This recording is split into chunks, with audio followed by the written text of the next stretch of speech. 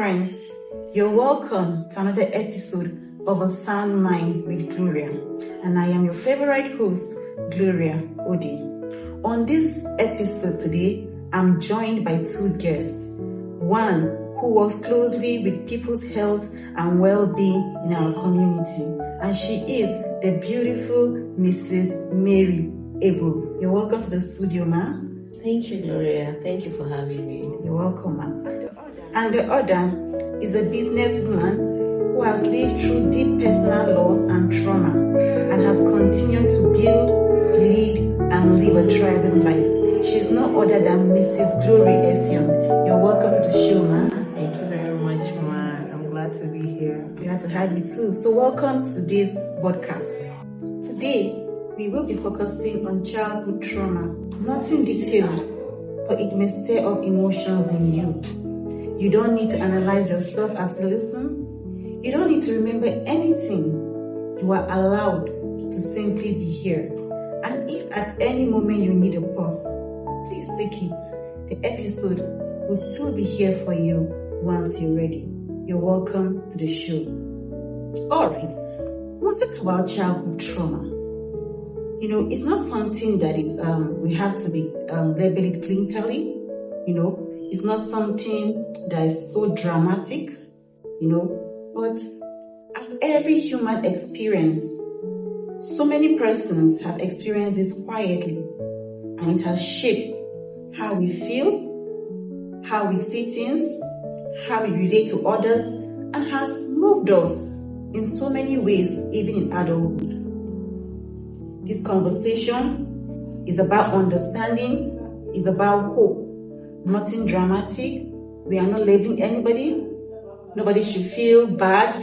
We're not labeling parents. We are only here to learn, relearn, and uncover. So sit tight and enjoy the ride.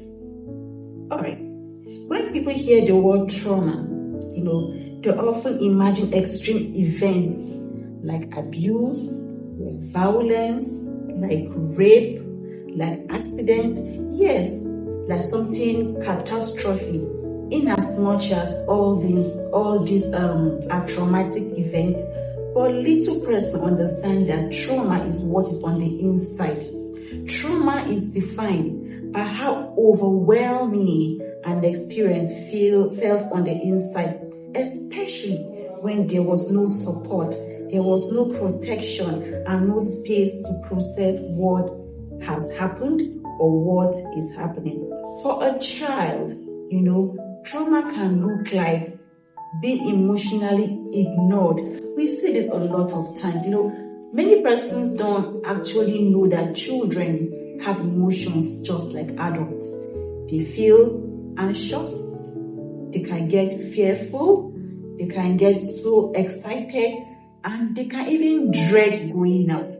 So children have emotions, and when these emotions are being expressed by children, if they are being ignored, something is happening on their inside. So it's not just on the outside, something is happening on the inside. You could see a child who is feeling sad, who has withdrawn, and instead of you to ask what is happening, you ask what is wrong with you. So it's not what is wrong with you, it's what is happening to you. And you have to be there emotionally. By the time you provide that emotional security, you can easily see through the child. Okay, this child is feeling lonely, this child is afraid. So many of them might even have a bad day at school, you know, or they've had a bad dreams, you know, and they're crying, and you're not there emotionally to support them. Those are traumatic events. We also have living with unpredictability. We see this a lot of times where children needs are being neglected. For instance, a child is not sure of having 3 square meals. He has eaten right now. He's not sure if the next meal will come, because over time he might eat in the morning and there won't be food in the afternoon or in the evening. So a child is unsure. He's unsure of a safety environment where the parents are always quarreling. You see. where the parents are always fighting each other using abusive words, or where children are in a crisis-prone areas. So they cannot really predict if today will be peaceful or there will be war. All these things are signals sending to the child's nervous system that something is happening. Being shamed or criticized constantly. A lot of times we, in a bid to correct children, we unknowingly shame them. Yes, we unknowingly shame children. For instance, now a child have come home after the school, and then you see his performances, you're not impressed.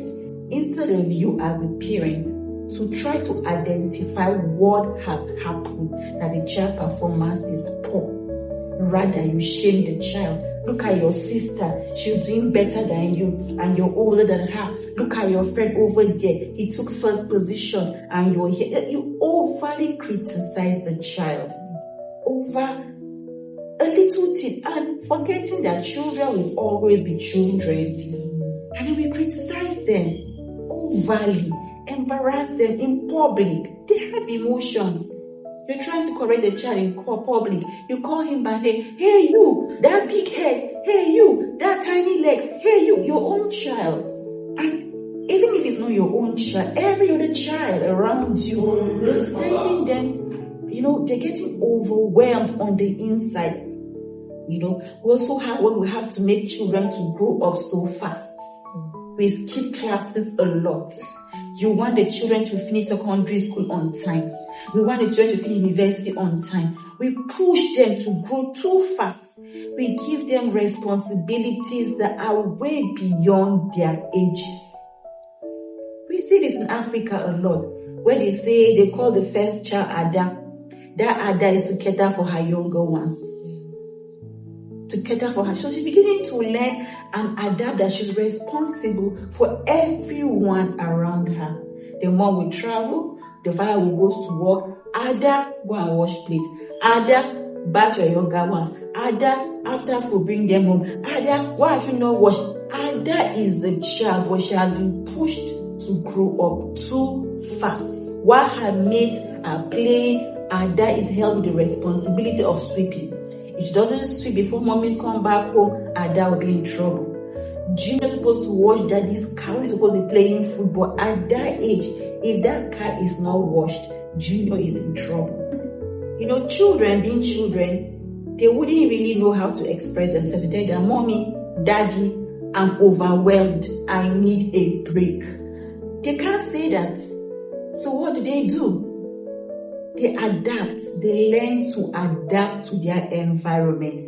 They learn to form negative coping strategies to stay safe. They realize that expressing themselves will make things worse. Like in Africa, you dare not talk back to your parents. It's a taboo.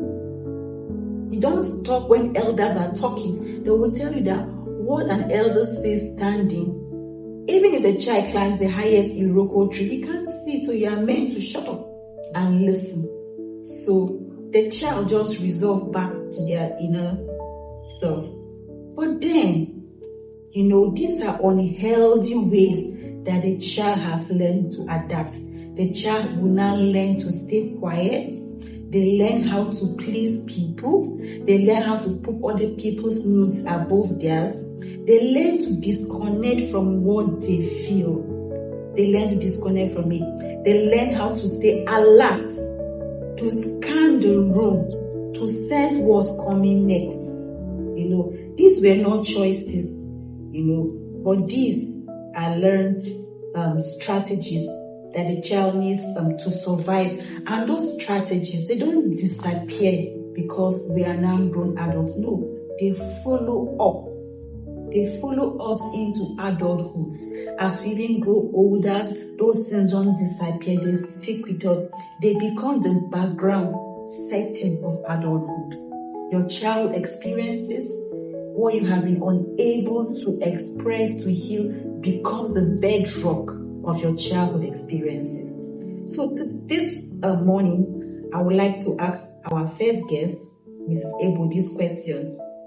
Ma, as a health caregiver working closely with people in our community, how do you see unresolved childhood trauma showing up in adults, not just emotionally, but physically or behaviorally, in ways people don't realize they are connected to their childhood?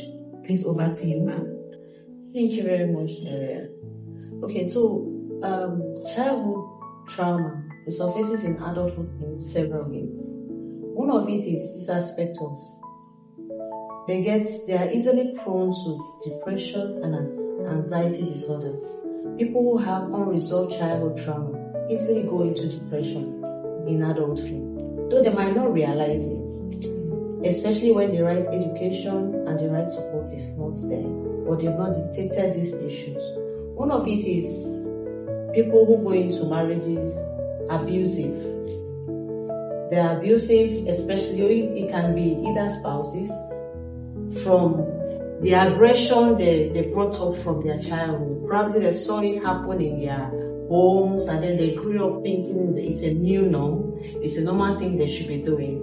Yes, as a child you might be seeing those things and you think, no, this is wrong. It is not good for my mommy to beat my daddy, or it's not good for my daddy to beat my mom. But you grew up in your subconscious, it has registered, and you grew up seeing yourself acting out what your parents were doing that you really hated as a person. That's one way it can come up. The other way is your inability to relate properly with people. It makes people like, as Gloria earlier said, for those who have coped, who has found other ways of coping, like being silent or just deciding to suck it up all into themselves. Those people they find it difficult to express themselves in public. They find it difficult to express themselves when they are being put down by others. You see them trying to do everything to make everyone happy. Since they couldn't make their parents happy as children, they are just trying to seek validation where it is not necessary. Unable to validate themselves or accept themselves for who they are, so they start doing whatever it is and whatever it takes to be happy or to be accepted by the society. And then you see this same kind of people succumbing easily to peer pressure, going into drug, going into prostitution, doing a lot of things, deviances that it's not acceptable by the society. But because you want to be accepted by your peers, you want to be accepted by people around you, you find yourself into those. We see that a lot in our society. And then you have people who have problems keeping a job or even relationships. These are part of their childhood trauma surfacing in their adulthood. They are unable to keep a job because they find problem in everybody, or they don't have the ability to speak properly to people because they've not developed this attitude at their younger age, because they were not given the opportunity to express themselves properly as children, even among their parents. The first place you grow is your home. So if at home you cannot talk, you cannot express yourself, it follows you into your adulthood, and you find yourself unable to cope with others in your places of work, even at home. Coping with other people, keeping a relationship, maintaining a relationship. And here people easily put it in our Nigerian language, I get bad character. These are things that you're just making normal, that are actually not. You have an issue that this is a problem. Or most of them don't even know it's a problem. They don't know that it's something we that are you creating this awareness. So people see patterns. People can easily know where their trouble or challenges in life are coming from. So if you are constantly at edge with other people, if you are constantly feeling you need to please everyone to be seen, we have a lot of persons who don't feel confident in themselves. They always want someone to validate them. Please go on, ma'am. So that's it. It's a lot of issue. It brings up problem. You're not able to cope. You're not able to relate properly with people. And you don't have this high self-image, like we talk about, low self-esteem. So because of your self-esteem that is already bantered, you're always seeking validation from people. At work, you're seeking validation. You want to do the right thing, or you want to be in the good books. So even when what you've been asked to do is wrong, you will do it in order to be in the good books. Or even if you're tired at work, you can't say no, because if you say no, being overly tapped, you look like a bad person before your boss. So you try to keep going, even when your body is collapsing and saying, no, I can't take this. But because of your inability to express yourself, to say, oh sir, oh ma, please, at this point I think I need a break. Yeah. Thank you so very much, Mrs. Abel, for that powerful explanation. All right, so she has said it all. I literally don't have anything more to say, but for the sake of our audience who are listening and watching this show, I would like to further buttress on her point. This is a point where many adults feel confused, or they are quietly ashamed. They begin to ask themselves these questions. Why am I like this? Why am I this way? Things that people easily do, and feel free and feel happy. When it comes to my turn, something bad will always happen. Yeah. When everybody's withdrawing at the ATM, as soon as it gets to your point, the machine stops dispensing. Somebody has said something is wrong with you. Yeah. Anywhere he goes to, if something good is happening, once he gets to his store, something bad will start happening. Especially himself, why am I the way I am? Or why do I overreact? At the slightest provocation, you react. There's an underlying trauma that has not been met. There's a healing, there's a deep wound, deeper than even your body can remember, that has not been met. And then somebody's asking himself question, why do I shut down when things get hard? Like they cannot stay when things don't go their way. Some person will try to numb it by taking all manner of substances. Some person might numb it by doing, just to have that feeling to just disappear. They cannot stay in the face of adversity or when things get hard. But hear me this, my listeners. These are not flaws. They are not flaws. These are patterns that once kept you safe. And the beauty is that it can be reversed. Please stay tuned as we continue unraveling the truth on childhood trauma. Trauma can show up as anxiety or emotional numbness, as people pleasing, as fear of abandonment, and it can also show up as being extreme, being unable to cope with exhaustion or being irritated by outside noises and even the noise that are happening inside of you, and feeling unsafe even when life is calm. Have you seen that there are people that even when everything is calm, life outside is calm, they are sweating physically? Yeah. You see them shouting on their own. Something is happening in the inside that the eyes cannot see. And this pattern from early, they don't just disappear like that. They feel like your identity, but they are not who you are. This is not who you are.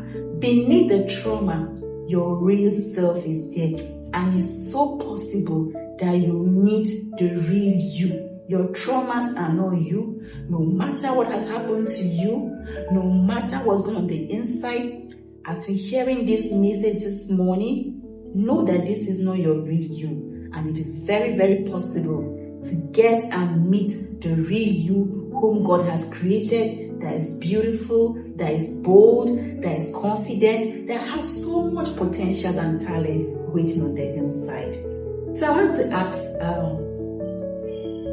Mrs. Effiong Glory this question. Ma'am, you have experienced deep personal loss and trauma while also being a businesswoman, while also being a leader.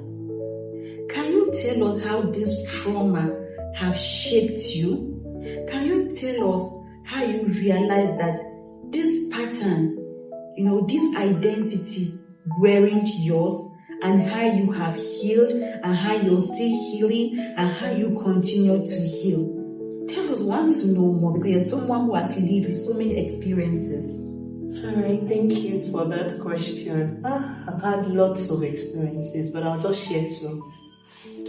All right, I remember as a child, I joined this I Can Sing, and so we were in the choir. And my parents did not have money. My dad used to ride Okada, and my mom was just a petty trader.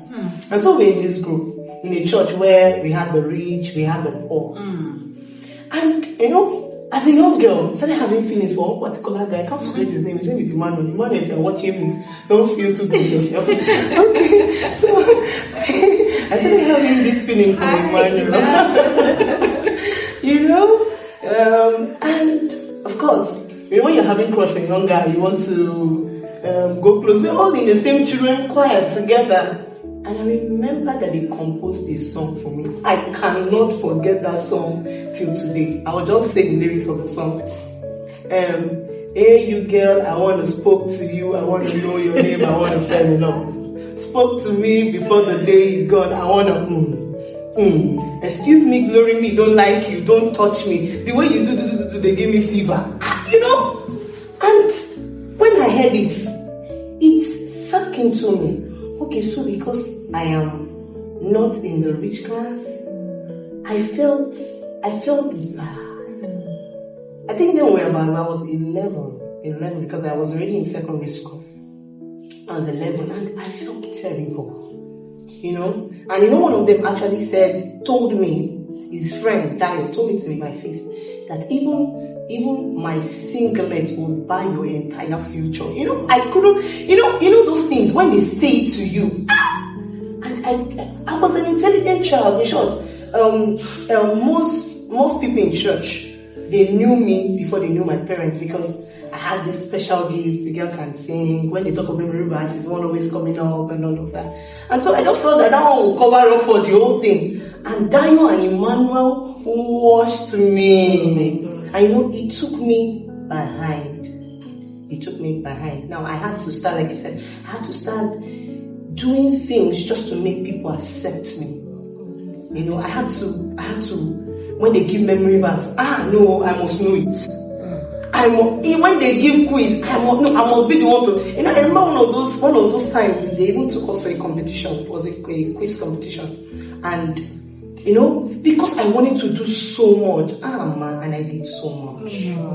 That was a negative coping strategy. If she had a parent who was emotionally available, they would have noticed the changes, in her output. If her parents were informed just the way we are passing this information, and they would have signaled something has happened to her. And by asking, hey, my child, come on, why are you withdrawing? Why are you being so excess? Why are you putting so much extra energy? Talk to me. She would have been able to express herself and tell the parent, this and this happened, and they will guide her emotionally. But because whoever that was there was emotionally unavailable, you could see what it led over pleasing, doing the extra. Please go on, man. And because of that experience, I told myself that I cannot be poor. I of course I won't sell my body, but I would do any job to make sure that my children wear the best clothes. Even though that's actually a wrong motive for wanting my children to look good.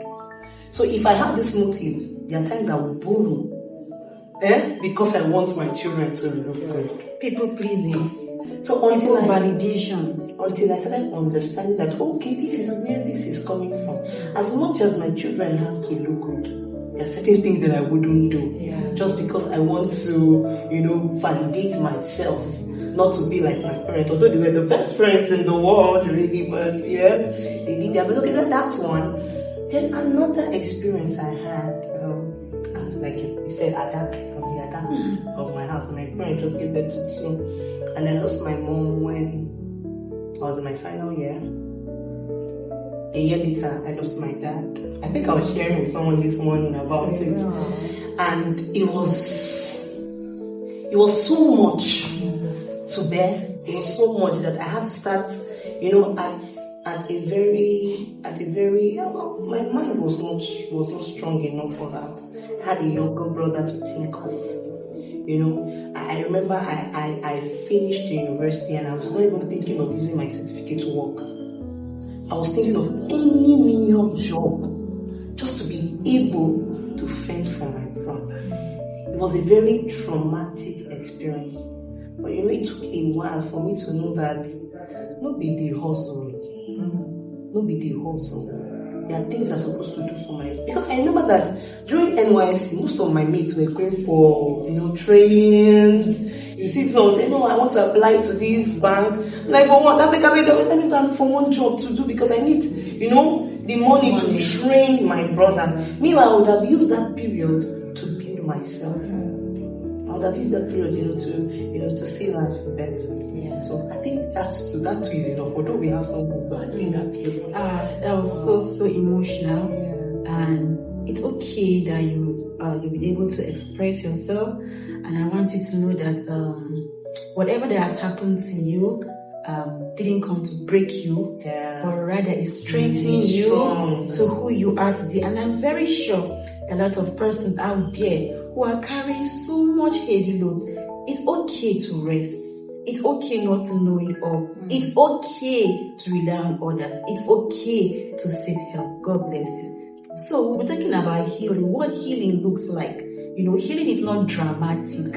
A lot of persons expect you to just snap out, of childhood traumas. Healing is a journey, and it first starts with awareness. Like the popular saying, information is key. So, and this is a Christian faith talk show. So the first thing I will say to you when it comes to healing is to acknowledge the great healer. And the great healer is Jesus Christ. The Holy Spirit is our helper, is our comforter. Understand that something beyond your control has happened to you. And at the point where you're standing, you need His divine help to pull you through. So healing from childhood trauma is not dramatic. It doesn't mean you're forgetting the past. You cannot forget the past. What has happened to you cannot be undone. But how do you live beyond those negative experiences? How do you not allow it to become, to hold you bound? It's what we're talking about. You will always remember it. But whenever those thoughts come to your mind, understand that you have the power to choose your life. Yes, you have the power to change what the circumstances of how your life will be. You can say, yes, I wasn't responsible when I was a child for all the abuse, for all the criticisms, from all the shamings. But at this point in time where I am, at this point of awareness, I choose to live my life the way I want to. At this point, I choose to make myself happy. At this point, I choose to direct how my life goes on from now. My younger self was not loved, so I love me the most. I was not appreciated by my boss, by my parents. I turned up for myself. I'm doing well for myself. I'm doing great for myself. Even if things around me are not moving the way I want them to. But I'm grateful because I have life. I'm grateful. I have friends. I'm grateful. There will always be people out there who believes in you. So do not let what has happened to you, do not let what the criticism about you was on. You are on the path of greatness. Greatness lives inside you. From this point, make up your mind that you'll be the very best for yourself, and there's no stopping you, except you put a stop on yourself. Healing doesn't mean you become calm at all time or never being triggered again. No. Healing means understanding your emotions. Healing means setting boundaries. Healing means removing yourself from environment that constantly make you feel small. Because if you're in an environment that has triggered you over time, that have said the worst about you, you will not grow. You will not grow. So as you heal, there are people in your life that you consciously need to cut off. Not because you're angry, not because you're offended, but you no longer give them the power to continue to place you where they feel you should belong. That's what healings look like. Healing is it's not just about forgiving those who have hurt you. It's about you forgiving yourself to have stayed too long in a place where you are being undervalued. That's what healing looks like. Healing means something more quieter. You want a life that feels safe. You want to have community of people that believe in you. You want to just express yourself without being perfect. Yes, without being perfect. It's okay to fail. I will try again. It's okay to have my moments. It's okay to get angry, but I will not let anger control me. It's okay to be fearful at times, but I will not let fear dictate my life because I know that I'm in charge of my life. Healing means you recovering faster when you are being triggered. Healing means you recovering faster. You do not stay the whole day getting angry, getting emotional, feeling anxiety, and I wouldn't go out, feeling depressed, having people's words all over you. You stop it. At that moment, when those thoughts from the past, when they come, say no, you are not welcome here. There is no room for you any longer. And you see those patterns will start breaking off easily. Those patterns will start breaking up easily, giving yourself a hug, the hug you never got. Healing is as simple as getting yourself something very nice. Yeah. And to you, my beautiful friend, who has been carrying childhood trauma, who have lost your spark, I want you to know, you will get your spark again. Yes. You're going to wake up feeling more of yourself again. Yes. You're going to wake up and wear your best clothing. You're going to wake up and feel that weight on your chest lifted. You're going to wake up and not be depressed again. Until then, keep holding on. Until then, don't give up. Until then, keep in touch with God. Until then, get up every morning and say, thank you, Holy Spirit. This is the best day of my life and I am in charge because you have given me all things freely to enjoy. Healing means choosing you. Healing means you not judging yourself, accepting your body parts the way they are because they're beautiful. Yeah. That's what healing looks like. Alright, healing means you resting without guilt. Healing means you noticing your emotions without trying to fix them. Speaking to yourself the way you speak to someone you love. Realizing, maybe for the first time, the reaction makes sense. You are not broken. You were adapted. And you can reshape your life gently.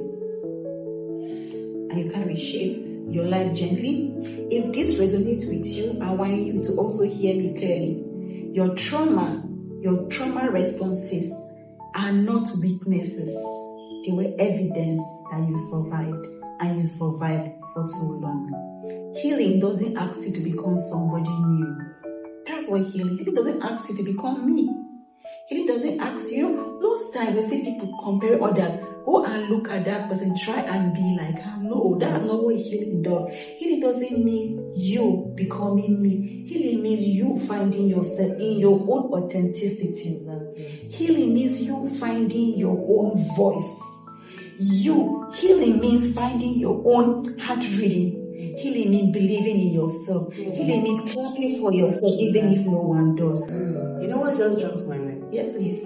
Healing means seeing yourself the way God sees. Exactly. Because I don't think anybody can see you perfect like the way God sees you. So Yeah. if you see yourself the way God sees you, for Him to give His life, do you know what it means?